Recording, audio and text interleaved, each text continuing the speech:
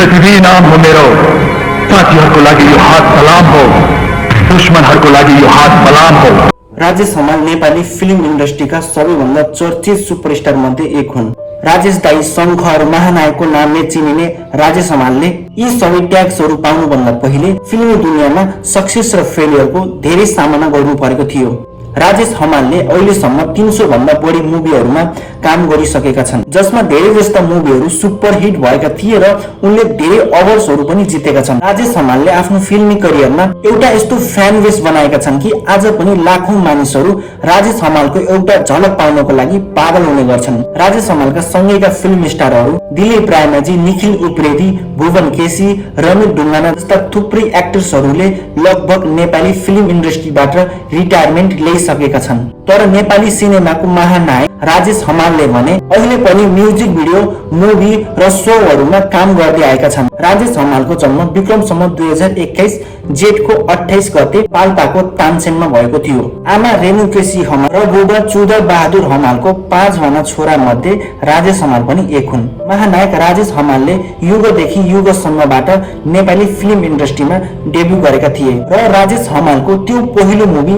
1991 25 अगस्टमा रिलिज भएको थियो र राजेश हमालको पहिलो मुभी नै सुपर हिट भएको थियो। राजेश हमालको पहिलो मुभी सुपर हिट भए तापनि उनलाई वास्तविक पहिचान भने विक्रम सम्वत 2048 मा रिलिज भएको देवता मुभीबाट पाएका थिए। राजेश हमालको सेकेन्ड मुभी, जो कि त्यसको नाम देवता थियो, अघि मैले भनेको थिएँ 2048 मा रिलिज भएको भनेर, उनको सेकेन्ड मुभी पनि सुपर हिट हुन्छ। ब्याक टु ब्याक दुईटा सुपर हिट मुभी दिएपछि राजेश हमालको नाम पूरा नेपालमा चर्चामा आउन थाल्छ र राजेश हमालले देवता मुभी पछि नेशनल फिल्म्स अवार्ड पनि जित्छन्। त्यो सँगसँगै राजेश हमाल शङ्करको नामले पनि चिनिन थाल्छन्, जो कि तपाईले डायलग पनि सुन्नु भएको होला।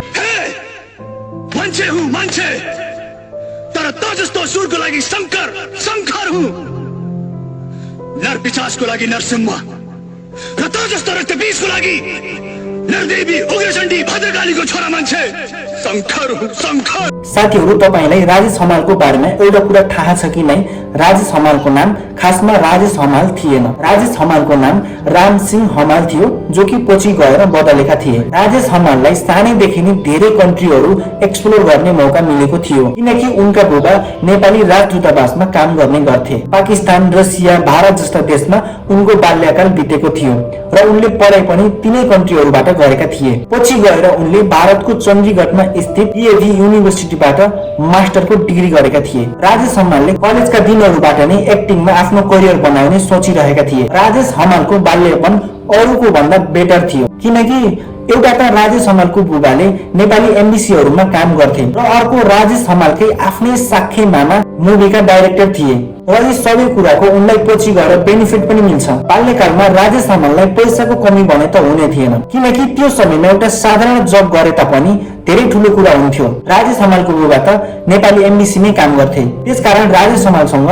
बाल्यकालदेखि नै धेरै अपर्च्युनिटीहरू थिए। अब राजेश हमालसँग कुनै पनि कुराको कमी थिएन। उनको बुबाको राम्रो सरकारी नोकरी थियो र उनका साख्खै आफ्नै मामा मुभीका डाइरेक्टर थिए। कुल मिलाएर भन्नुपर्दा राजेश हमालले आफ्नो करियर जुनसुकै फिल्ममा बनाउन चाहे तापनि उनीसँग अपर्च्युनिटीहरू धेरै थिए। खासमा राजेश हमालको पहिलो मुभी युगदेखि युगसम्म रिलिज हुनुभन्दा पहिले अर्को मुभी आउनेवाला थियो, जो कि पूरा हुन सकेको थिएन र त्यो मुभीमा राजेश हमालको मामाले एज अ डाइरेक्टर काम गरेका थिए र त्यो मुभीको नाम थियो भाग्यरेखा। यदि त्यो मुभी कम्प्लिट हुन सकेको भए राजेश हमालको पहिलो मुभी युगदेखि युगसम्म नभएर भाग्यरेखा हुन्थ्यो। अनफर्चुनेटली यो मुभी कहिले पनि कम्प्लिट हुन सक्दैन। अब यो मुभी किन कम्प्लिट भएन भन्ने विषयमा धेरै आर्टिकलहरू लेखिएका छन् र सबैभन्दा धेरै चर्चित आर्टिकल चाहिँ के छ भने राजेश हमाल मुभीको सुटिङको लागि नारायणघाट पुगेका थिए र 10-12 दिन सुटिङ पनि गरिसकेका थिए, तर उनलाई अचानक मुभीबाट निकालिदिन्छन् र यसको कारण सोध्दा राजेश हमाललाई यो बताइन्छ कि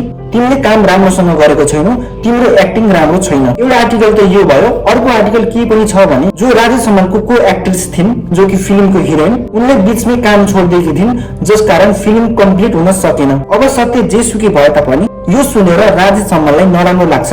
अभियसली हर कसैलाई नराम्रो लाग्ने नै भयो। तर राजेश हमालको बुबाको इच्छा भने राजेश हमालले कुनै ठूलो पोस्टमा काम गरोस् भन्ने थियो। तर कसलाई के थाहा थियो र जसलाई पहिलो मुभीबाट नै निकालिदिएको थियो त्यो व्यक्ति एक दिन नेपाली मुभी इन्डस्ट्रीको सबैभन्दा ठूलो सुपरस्टार बन्नेछ भनेर। साथीहरू, यो थियो महानायक राजेश हमालको कहानी। यदि यो कहानी मन पर्यो भने सब्स्क्राइब गर्नुहोला।